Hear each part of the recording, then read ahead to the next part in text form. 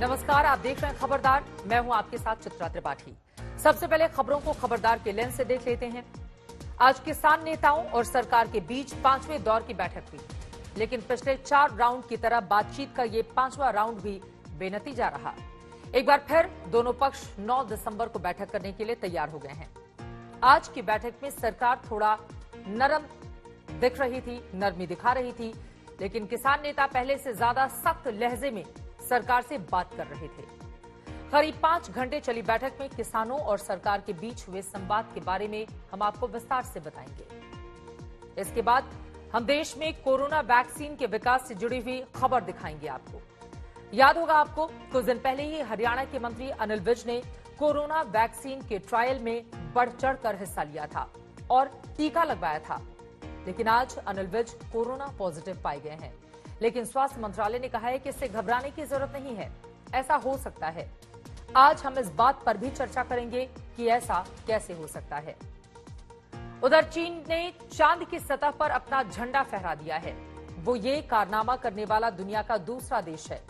America ने 1979 में मानव युक्त अपोलो 11 मिशन के दौरान चंद्रमा पर पहली बार झंडा फहराया था।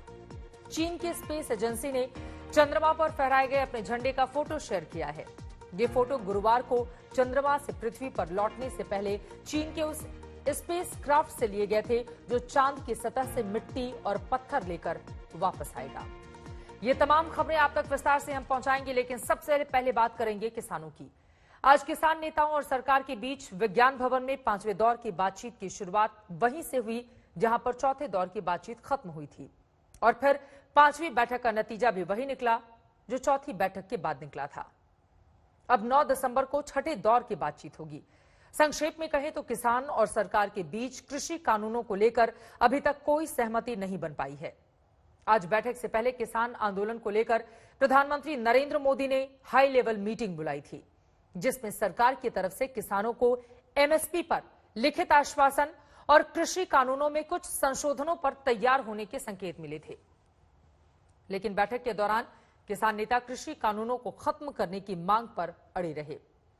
करीब 5 घंटे चली बैठक के बाद केंद्रीय कृषि मंत्री नरेंद्र सिंह तोमर ने सरकार का क्या पक्ष रखा और किसानों से क्या अपील की, सबसे पहले वो आपको सुनवाते हैं।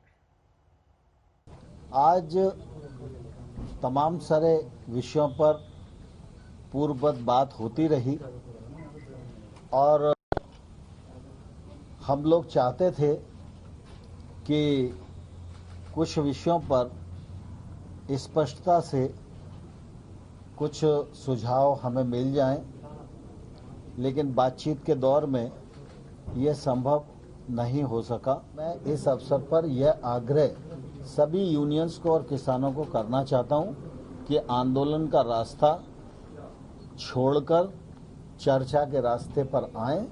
भारत सरकार कई दौर की चर्चा उनके साथ कर चुकी है और आगे भी समाधान निकालने के लिए चर्चा करने को तैयार है। परसों जब बैठक हो रही थी तो निश्चित रूप से कुछ मुद्दे चिन्हित हुए थे और उन मुद्दों पर आज भी बातचीत हुई है और इसलिए बातचीत पूरी नहीं हो पाई। 9 तारीख की बैठक इसीलिए आयोजित की है। यानी कि अब 9 दिसंबर को केंद्र सरकार और प्रदर्शनकारी किसानों के प्रतिनिधियों के बीच फिर से बातचीत होगी।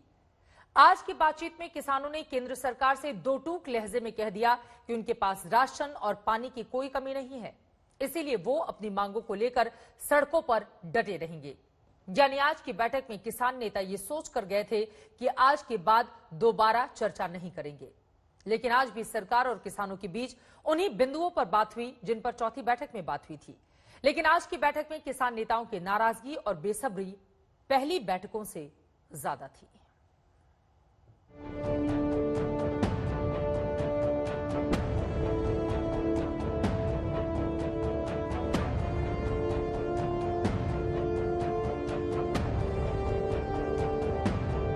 अब 9 तारीख को पुनः ये बैठक होगी और हमने किसानों को कहा है कि सरकार आपके सभी पहलुओं पर विचार करेगी। और इस तरह 5वें राउंड की बातचीत भी छठे राउंड की बैठक पर सहमति के साथ खत्म हो गई। लेकिन करीब 5 घंटे की बैठक के दौरान किसान नेताओं और केंद्रीय मंत्रियों की एक भी बात पर सहमति नहीं बनी। करीब 5 घंटे चली बैठक में सरकार और किसानों के बीच आज फिर बात नहीं बनी। अब 9 तारीख को बैठक होगी जिसमें सरकार किसानों की जो मांग है, तीनों कानूनों को वापस लेने की, एमएसपी को लेकर कानून बनाने की गारंटी दी जाए, उस पर सरकार बताएगी कि क्या करने जा रही है। किसान चाहते हैं कि सरकार हाँ और ना में जवाब दे। आप लोगों ने साफ कह दिया सरकार से कि जो अमेंडमेंट्स है, जो संशोधन है, वो मंजूर नहीं है। नहीं, मंजूर नहीं। अच्छा। अब पूरे किसानों का ये है कि मंजूर नहीं, उनको वापसी ले लो और यस नो में जवाब दे दो। अच्छा। हाँ जी। तो सरकार ने क्या कहा आपसे? मंत्री थे 3 आपके साथ? हाँ, मंत्री थे। अब फिर 9 तारीख में फिर बातचीत होगी, 11 बजे फिर मीटिंग होगी। 9 तारीख को बैठक थी। हाँ, तो 7 को थी, तो 7 की बजाय 8 को भारत बंद है और भारत बंद की वजह से हम यहाँ आ नहीं पाएंगे, इसलिए 9 तारीख को 11 बजे यहाँ ही विज्ञान भवन में दोबारा मीटिंग है। यानी 5वीं बैठक का हाल भी 4थी बैठक वाला ही रहा। माहौल भी लगभग वैसा ही रहा। सरकार कृषि कानूनों पर अपने मन की बात समझाने की कोशिश कर रही थी, लेकिन किसान नेता सरकार की बातें नजरअंदाज करते हुए बार बार अपनी बात दोहरा रहे थे। किसान नेताओं ने बैठक के दौरान कहा, उनके पास 1 साल का राशन पानी है, सरकार को तय करना है कि वो क्या चाहती है। सरकार साफ साफ बताए कि आप हमारी मांग पूरी करेंगे या नहीं। तीनों कानून खत्म करना और एमएसपी का मुद्दा तो सरकार को मानना ही पड़ेगा। किसान नेताओं ने कहा कि कनाडा की संसद चर्चा कर रही है, लेकिन हमारी सरकार हमारी बात नहीं सुन रही। किसान नेताओं ने बैठक में कहा कि बहुत चर्चा हो चुकी है, अब सरकार से चर्चा नहीं, ठोस जवाब चाहते हैं, वो भी लिखित में। बैठक के दौरान एक वक्त ऐसा भी आया जब किसान नेताओं ने कड़ा रुख अपनाते हुए कहा कि वो मीटिंग छोड़कर चले जाएंगे। सरकार जो करना चाहती है उसकी मंशा का पता चल गया। उसने पूरा जतन किया आज कि कानून जेड़े ने इसमें हम जो डब्बा नहीं कहते, जब डब्बे इसमें कल्ली कल्ली चीज करके निकाल दिया, वो खाली हो गया है, अब छोड़ दो। हमने उसको बोला कि कभी नहीं ऐसा होगा, जो कानून रद्द करोगे तब हम जाएंगे। किसानों की नाराजगी को ब्रेक देने के लिए लंच टाइम हो गया, तो हर बार की तरह इस बार भी किसान नेताओं ने सरकारी दावत से दूरी बनाए रखी, लंगर से खाना मंगवाया, नीचे फर्श पर बैठकर खाया। लंच के बाद दोबारा बैठक शुरू हुई। किसान नेता अपनी मांगों से इंच भर भी हिलने को तैयार नहीं थे। किसान नेता सरकार से फैसला सुनने के मूड में आए थे। बैठक में सरकार ने अपना फैसला सुनाया। कृषि मंत्री ने कहा कि सरकार पंजाब के किसानों की भावनाएं समझती है और उनकी चिंताओं को दूर करने के लिए तैयार है। कानून रद्द करने के अलावा कोई और रास्ता निकाला जाए। सरकार कानूनों में संशोधन के लिए तैयार है, लेकिन किसान कृषि कानूनों को रद्द करने के अलावा किसी भी विकल्प पर तैयार नहीं हुए, बल्कि वो बैठक के दौरान ही यस और नो यानी हाँ या ना का प्ले कार्ड लेकर बैठक में आए, जिसके जवाब में सरकार ने छठे दौर की बैठक की इच्छा जता दी। हमने कहा है कि एमएसपी जारी रहेगी। एमएसपी पर किसी भी प्रकार का खतरा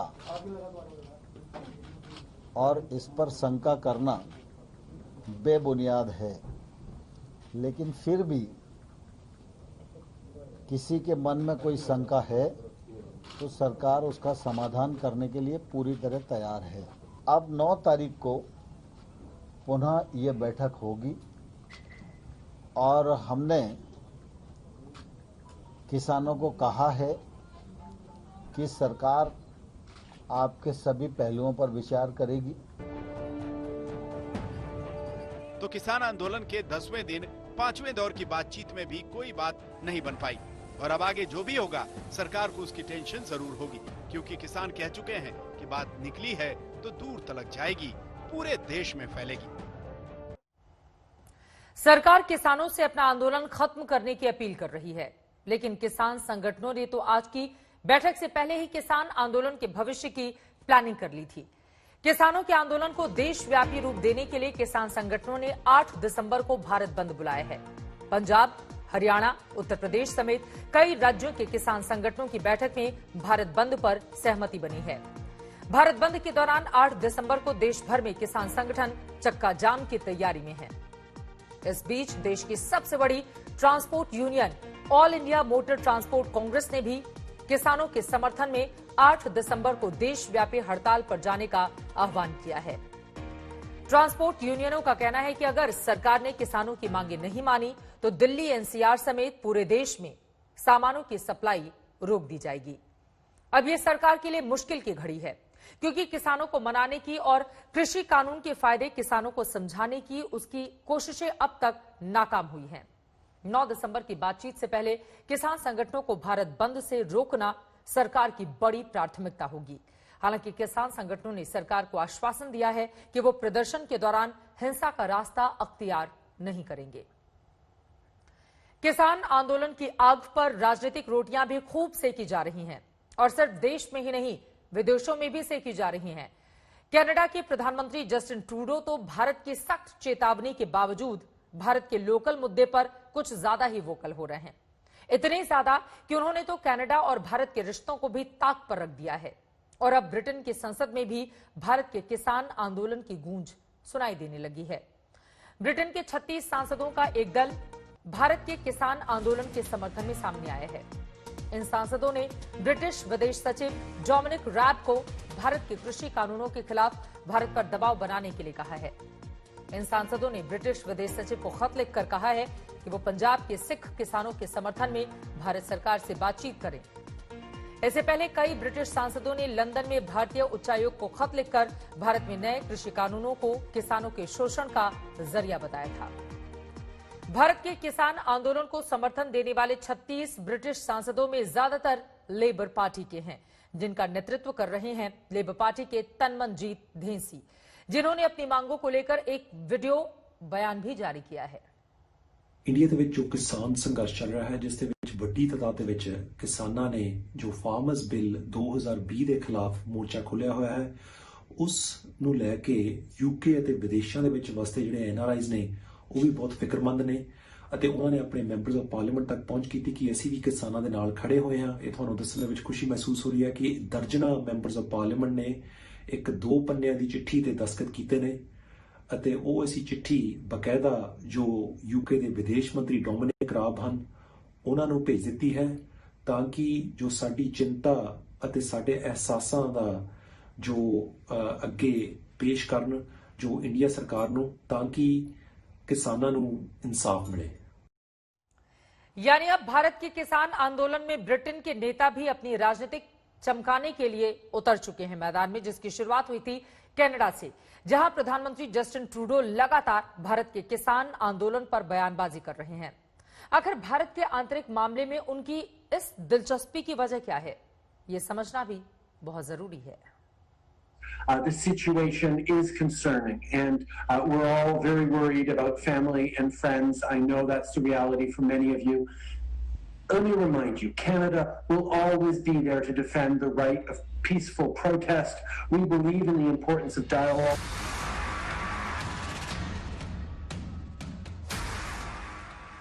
कुछ दिन पहले की बात है, जस्टिन ट्रूडो ने भारत के किसान आंदोलन को अपना खुला समर्थन दिया था। तब लगा था कि शायद वो भूल गए थे कि वो कनाडा के प्रधानमंत्री हैं। उन्हें किसी देश के आंतरिक मामलों में टांग अड़ाना बिल्कुल भी शोभा नहीं देता। लेकिन भारत सरकार ने उनकी पहली गलती को उनकी भूल समझकर माफ कर दिया था, मगर ट्रूडो ने गलती दोहरा दी। India today called in Canada's High Commissioner to complain about remarks that you made about the farmers' protests in that country. There's warnings that you've damaged relations between India and Canada. I'd like to get your response to that. Canada will always stand up for the right of peaceful protest anywhere around the world, and we're pleased to see moves towards de-escalation and dialogue. ये तो हद ही हो गई। Trudeau होते कौन है भारत के आंतरिक मामलों पर टिप्पणी करने वाले, वो भी तब जबकि भारत सरकार कनाडा के उच्चायुक्त नादिर पटेल को बिठाकर ये समझा चुकी है कि कनाडा के प्रधानमंत्री और मंत्रियों के द्वारा भारत के किसानों के प्रदर्शन पर टिप्पणी करना हमारे आंतरिक मामलों में दखलंदाजी के समान है। भारत ने चेतावनी भी दी थी कि ऐसी बयानबाजियां अगर जारी रहीं तो इसका कनाडा और भारत के संबंधों पर गंभीर असर पड़ सकता है। लेकिन ट्रूडो पर भारत की इस चेतावनी का कोई असर नहीं हुआ। India today called in Canada's High Commissioner to complain about remarks that you made about the farmers' protests in that country. There's warnings that you've damaged relations between India and Canada. I'd like to get your response to that. Canada will always stand up for the right of peaceful protest anywhere around the world, and we're pleased to see moves towards de-escalation and dialogue. अब Trudeau खुद को भारत के किसानों का समर्थक साबित करने में जुटे हैं, लेकिन असल में तो वो खालिस्तान के समर्थक हैं और ये बात किसी से भी छिपी नहीं है। कनाडा में खालिस्तान विद्रोही ग्रुप सक्रिय रहा है और जस्टिन ट्रूडो पर उनसे सहानुभूति रखने के आरोप लगते रहे। करीब 3.5 करोड़ की आबादी वाले कनाडा में 5 लाख के करीब सिख हैं। 2015 में पहली बार प्रधानमंत्री बने ट्रूडो ने अपनी कैबिनेट में 4 सिखों को मंत्री बनाया था। सिखों के प्रति उदारता की वजह से ट्रूडो को मजाक में जस्टिन सिंह ट्रूडो भी कहा जाता है और अपनी इसी छवि को कायम रखने के लिए ट्रूडो खालिस्तानी आंदोलन के बड़े सपोर्टर रहे। कनाडा के कई खालिस्तान समर्थक गुरुद्वारों में तो भारतीय राजदूतों की एंट्री तक बैन है। यहाँ तक कि ट्रूडो टोरंटो में खालिस्तान समर्थित एक गुरुद्वारे की ओर से आयोजित कराई गई खालसा दिवस की परेड में भी शामिल हो चुके हैं। ऐसे में किसान आंदोलन के समर्थन में ट्रूडो के बयानों को खालिस्तानी समर्थक आंदोलन के साथ भी जोड़कर देखा गया है। This is an Indian internal matter. We have a democratic setup. We have transparent method of asking the government for one decision or the other, and nobody can interfere in this. It's a different matter. He may be having his own compulsion with regard to his own constituency. वैसे Trudeau को Bharat Canada के रिश्तों से कोई ज्यादा लेना देना भी नहीं है।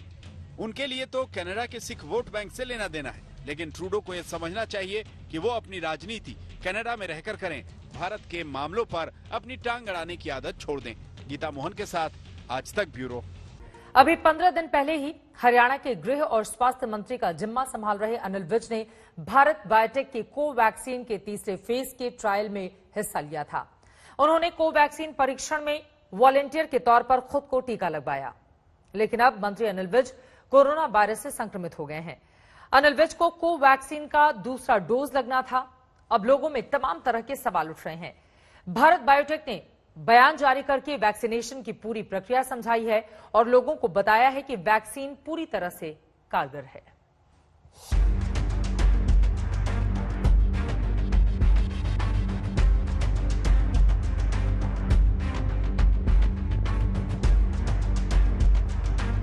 मैं टीका लगा के बिल्कुल ठीक हूँ, अपने रूटीन काम कर रहा हूँ, किसी प्रकार का कोई भी मेरे ऊपर रिएक्शन नहीं।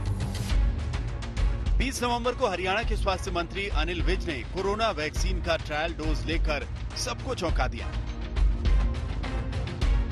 अनिल विज के इस फैसले की खूब तारीफ हुई। मंत्री महोदय ने जमकर तालियां बटोरी। अब 15 दिन बाद उनके वायरस की चपेट में आने की खबर ने हड़कंप मचा दिया। सब हैरत में पड़ गए।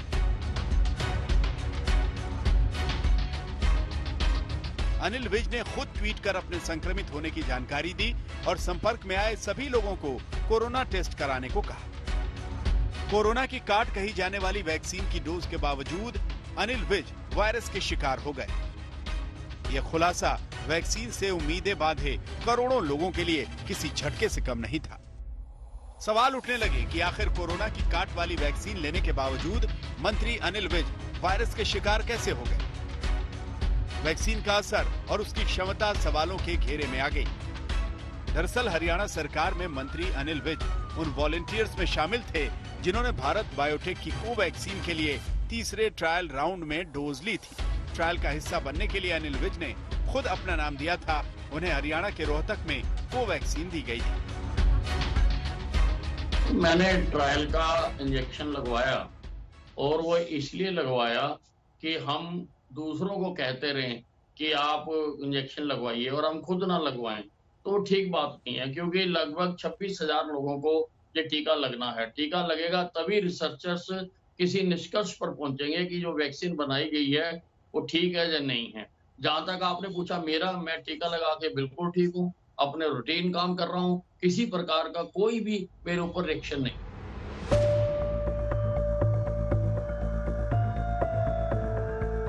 अनिल विज ने भारत बायोटेक की स्वदेशी वैक्सीन कोवैक्सीन का पहला डोज 20 नवंबर को ही लिया था।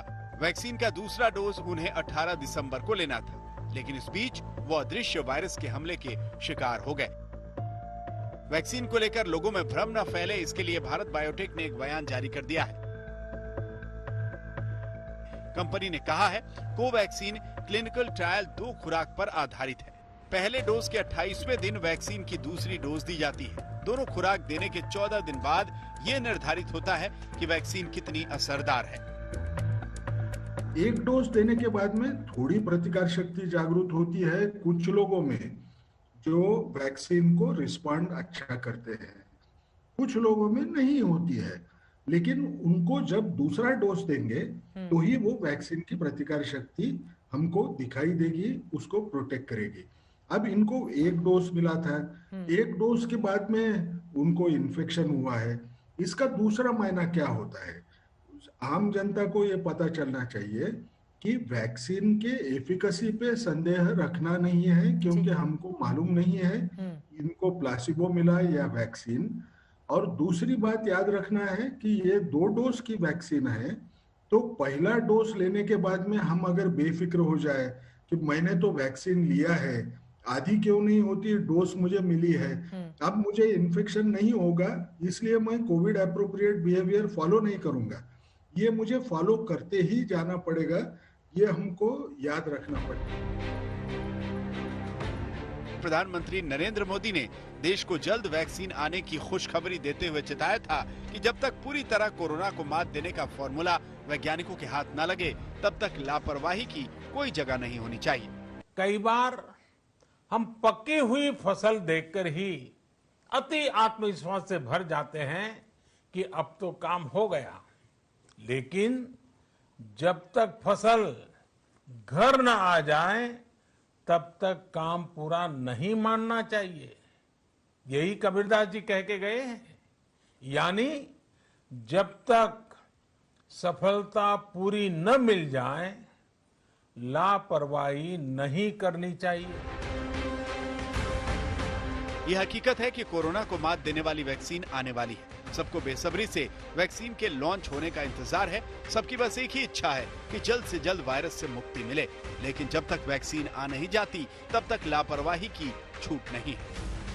वैक्सीन के ट्रायल का हिस्सा बनने वाले भी लापरवाही का जोखिम नहीं उठा सकते। मिलन शर्मा के साथ मंजीत सहगल, आज तक।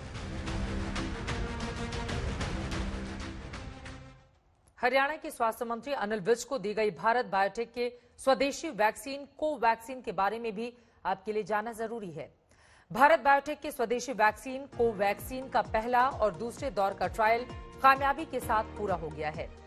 वैज्ञानिकों की गहन पड़ताल के बाद इसे तीसरे चरण के ह्यूमन ट्रायल के लिए बिल्कुल तैयार पाया गया, जिसके बाद drug controller general of India से तीसरे फेज के ट्रायल की इजाजत मिली। तीसरे चरण के परीक्षण में कोवैक्सीन की ये खुराक 18 साल या उससे ऊपर के करीब 26,500 लोगों को दी जा रही है। देश के सबसे भरोसेमंद अस्पतालों में से एक दिल्ली के एम्स में कोवैक्सीन का ट्रायल शुरू हो चुका है। एम्स के न्यूरो साइंसेज सेंटर के चीफ डॉक्टर एमवी पद्म श्रीवास्तव और 3 वॉलंटियर्स को भारत बायोटेक की कोवैक्सीन की पहली डोज दी गई है। एम्स के साथ साथ कोवैक्सीन का ट्रायल 10 राज्यों में 25 जगहों पर चलेगा। ये ट्रायल कई अस्पतालों में शुरू हो चुका है। इस वैक्सीन की 2 डोज होगी। पहली डोज देने के 28 दिन के बाद दूसरी डोज दी जाएगी। भारत के पास कोरोना वैक्सीन के कितने ऑप्शन हैं, ये भी जानना जरूरी है। इस वक्त भारत में कम से कम 5 वैक्सीन का ह्यूमन ट्रायल चल रहा है। इसमें सबसे पहले ऑक्सफोर्ड और एस्ट्राजेनेका की वैक्सीन है, जिसे पुणे का सीरम इंस्टीट्यूट बना रहा है। भारत में इसके तीसरे चरण का ट्रायल चल रहा है। इस वैक्सीन का संभावित दाम 500 से 600 रुपए प्रति डोज है। दूसरी वैक्सीन भारत बायोटेक की कोवैक्सीन है, जिसका तीसरे चरण का ट्रायल शुरू हो चुका है। दूसरे चरण के ट्रायल के नतीजे आने हैं, इसकी कीमत अभी तय नहीं है। तीसरी वैक्सीन फार्मा कंपनी कैडिला है, जिसके दूसरे चरण का ट्रायल चल रहा है। चौथी वैक्सीन रशिया के स्पुतनिक वी है, जो दूसरे और तीसरे ट्रायल में है। इसकी एक डोज की कीमत 700 रुपए से कम बताई जा रही है। पांचवी वैक्सीन हैदराबाद की बायोलॉजिकल ई कंपनी की वैक्सीन है, जो कि पहले और दूसरे चरण की शुरुआत में है।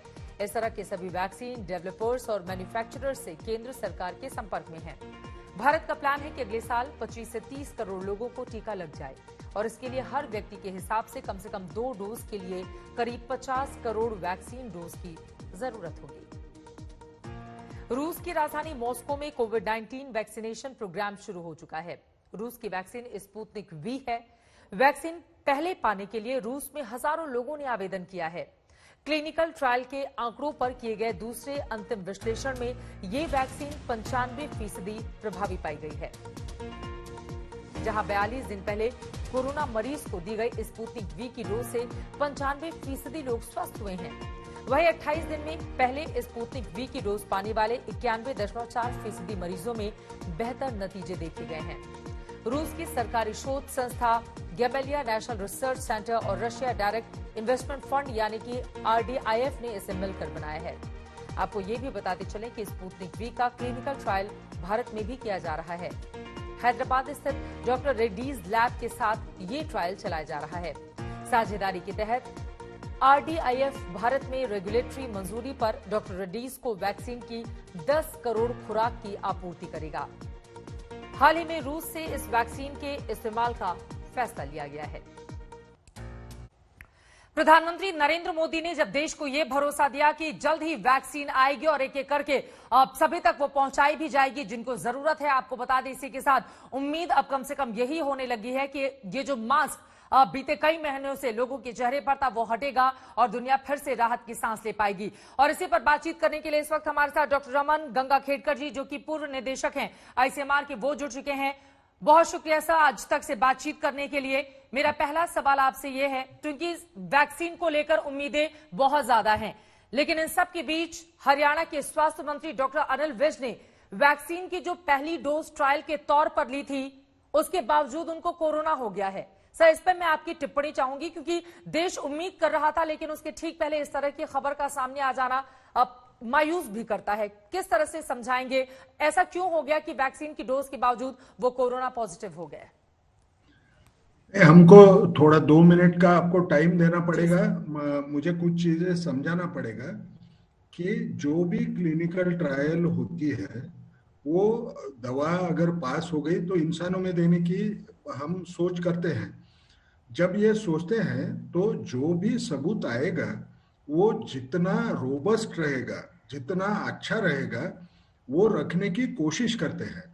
तो इसमें क्लिनिकल ट्रायल्स जब होते हैं, वैक्सीन के रहे या दवाइयों के रहे, इसमें या तो प्लासिबो कंट्रोल्ड रहना जरूरी पड़ेगा। जब कोई चीज हमको उसको रोकने में कामयाब नहीं रहती है तब तो प्लासिबो कंट्रोल का मायना क्या होता है कि कोई भी ट्रायल में 50% लोग लगभग उनको वैक्सीन मिलती है और 50% लोग उनको वैक्सीन नहीं मिलती।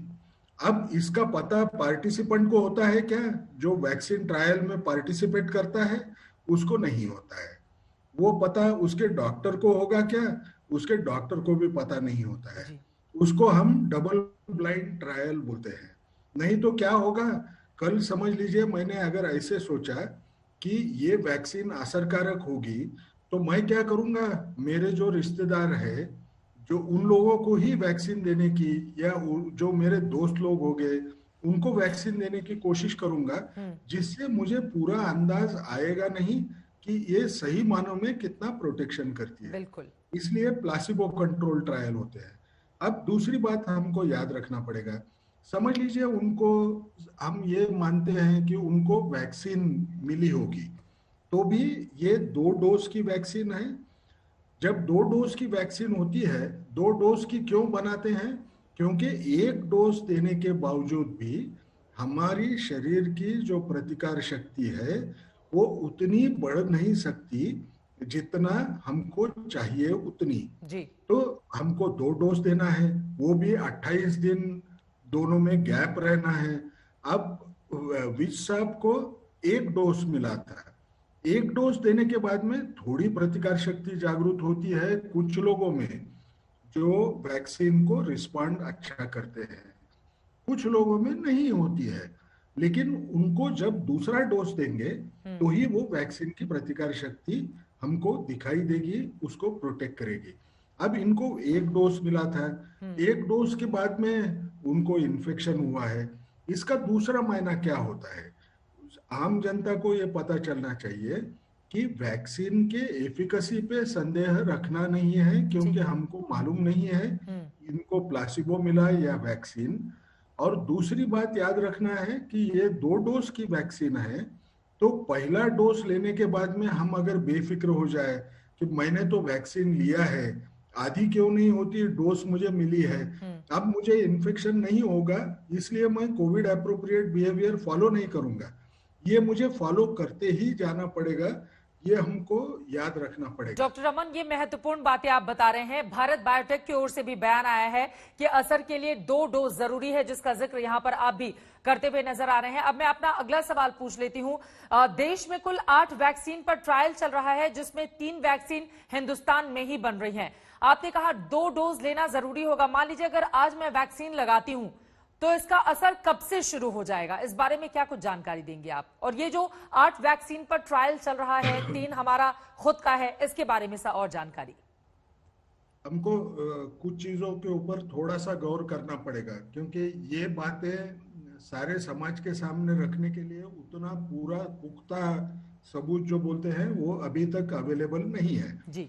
जैसे आपने फाइजर की बात की, फाइजर को इमरजेंसी यूज ऑथराइजेशन ब्रिटेन ने भी दे दिया, लेकिन उनके ट्रायल के जो रिजल्ट्स है उसमें 95% लोग उनका जब इवैल्यूएशन किया गया वो उनको दूसरा डोज देने के बाद में 7 दिन के बाद में किया गया।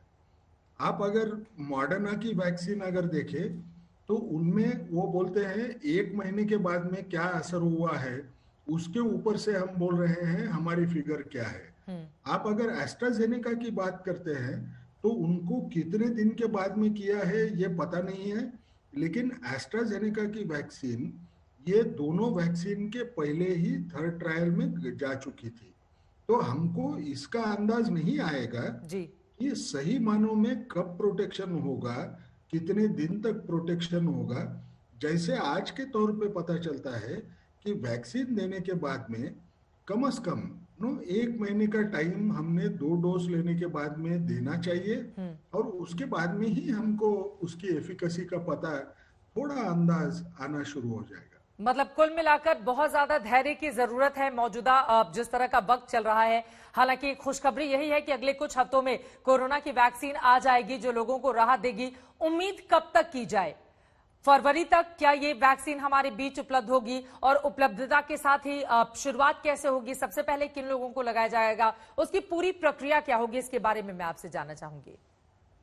देखिए, मैं 2-3 चीजों में बात करूंगा, थोड़ा सा भूलने का भी डर है। इसमें धैर्य की कोई जरूरी नहीं है।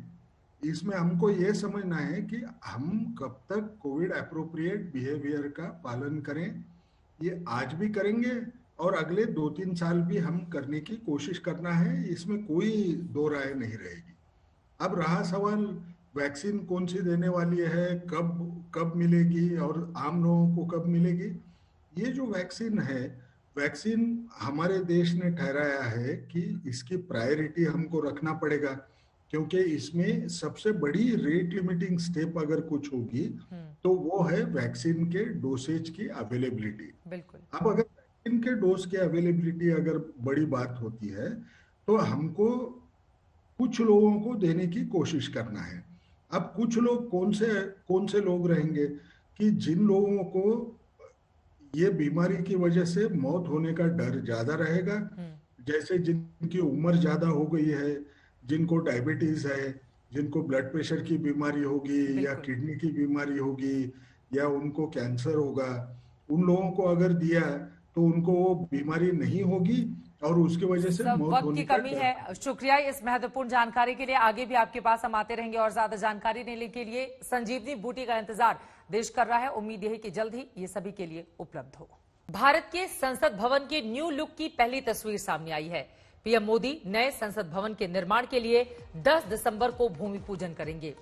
संसद भवन की नई बिल्डिंग त्रिभुज के आकार की होगी और पुराने परिसर के पास ही इसका निर्माण होगा, जिसमें भारत की लोकतांत्रिक विरासत की झलक आपको देखने को मिलेगी। नया संसद भवन 21 महीने में बनकर तैयार हो जाएगा।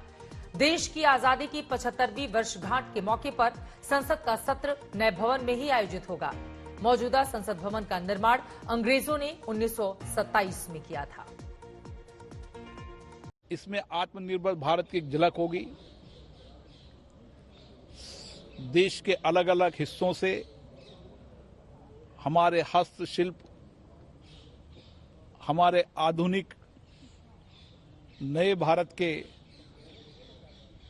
व आधुनिक कलाकृति वाले लोग जिन्होंने अपनी कला से पूरे विश्व में भारत का नाम गौरव किया है, उसकी एक झलक भी नए संसद भवन में होगी। इसी के साथ खबरदार में आज के लिए बस इतना ही, लेकिन देश और दुनिया की बाकी खबरों के लिए आप देखते रहिए आज तक।